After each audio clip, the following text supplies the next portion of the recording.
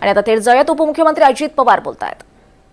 ठिबकचा वापर करतात त्यांना त्यांच्या ठिबकमधनं लिक्विड जी काही खतं आहेत ते देणं जास्त सोपं जातं आणि त्याच्यामुळं आपण तर मुद्दाम काही भागात कार्यक्रम हातामध्ये घेतोय आणि जास्त शेतकऱ्यांना मदत कशी होईल आणि त्याच्यातनं लिक्विड ही खतं देखील शेतकरी कसे वापरायला सुरुवात करतील त्याच्यातून बचत पण होणार आहे आणि शेतकऱ्यांचा फायदा पण होणार. दादा, पश्चिम महाराष्ट्रामध्ये काही भागांमध्ये आता पूर जिल्ह्यात एक परिस्थिती आहे आणि अनेक डॅममध्ये डिस्चार्ज मोठ्या प्रमाणामध्ये सुरू आहे. अजिबात नाही. लोकांमध्ये असं फार मोठ्या प्रमाणात मी तुम्हाला सांगतो ना, मी जिथं आपली धरणं आहेत, मी गुणाले म्हणून कार्यकारी एक्झिक्युटिव्ह डायरेक्टर आहे त्यांच्याशी पण बोललो, ते पण लक्ष ठेवून आहेत. आम्ही सगळ्यांना अशी ताकीद केलेली आहे की जी काही धरणं आहेत, उदाहरणार्थ चासकामान भरलं आहे, ही अशी प्रकारची वीर भरलं आहे, कोयना भरत आलेलं आहे, ही धरणं आहेत अशी अनेक धरणं भरत आहेत किंवा आपलं राधानगरी भरलं आहे.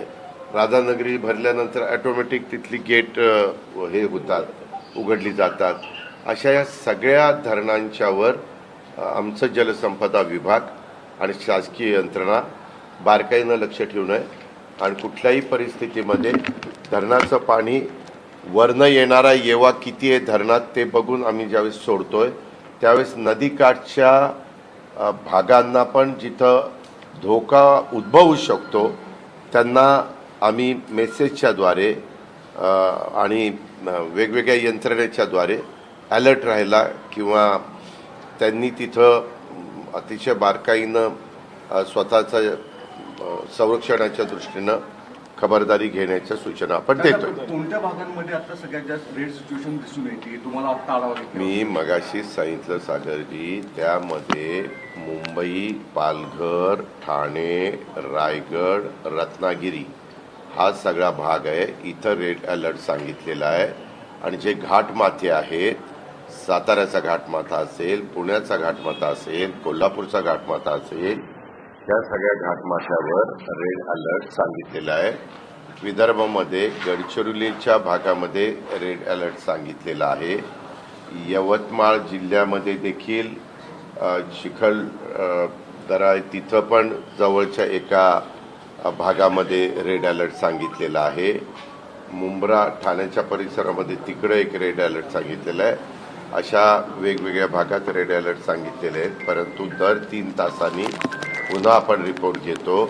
आता 10चे रिपोर्ट आलेले आहेत. पुन्हा 12च्या पुढे नवीन रिपोर्ट आल्यानंतर देखील त्याबद्दल कॅबिनेट झाल्यानंतर तुम्हाला माहिती देण्यात येईल. 2 दिवस म्हणजे अलर्ट सांगितले काही भागांमध्ये.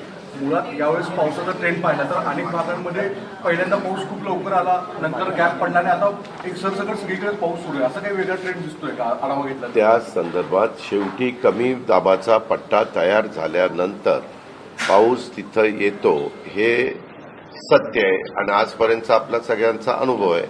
त्याच्यामुळं ह्यावेळेस कसं झालं, जूनच्या नंतर पाऊस सुरू होतो तो पाऊस मेमध्येच आला.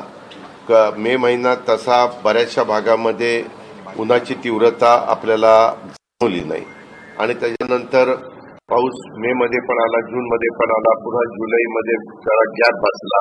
15 जून ते साधारण जुलैपर्यंत गॅप पडला.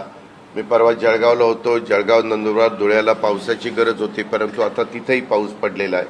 परंतु काही ठिकाणी पिकाला जीवदान देणारा पाऊस झाला आणि काही ठिकाणी पाऊस जास्त झाला. तिथं मात्र पिकांचं नुकसान करणारा पाऊस झाला आहे.